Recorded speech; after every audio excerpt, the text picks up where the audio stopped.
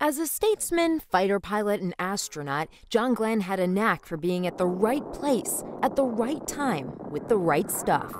I guess I've looked at my whole life as being a sort of service to my country. The son of a plumber and schoolteacher, Glenn was born and raised in Ohio, where he met and married his childhood sweetheart, Annie.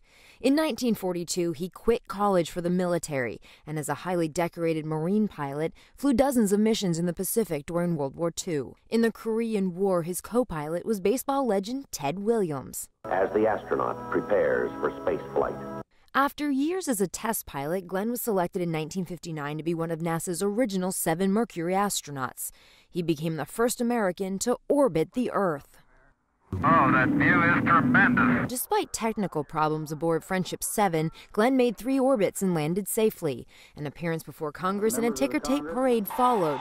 He became, quite simply, an American hero. And I'm certainly glad to see that pride in our country and its accomplishments are not a thing of the past.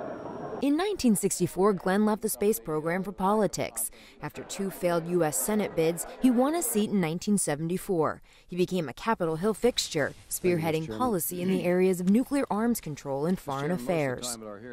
But Glenn had his share of political disappointments, including a failed run for the 1984 Democratic presidential nomination, and a 1990 Senate investigation into his ties to corrupt financier Charles Keating. Glenn was eventually cleared of wrongdoing. After 24 years in Washington, he left the Senate, but not the spotlight.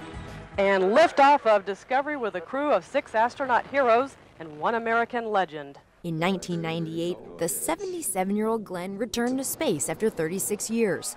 Criticized by some as a NASA PR stunt, Glenn's 9-day mission aboard the shuttle Discovery studied the effects of weightlessness on aging and inspired seniors around the world.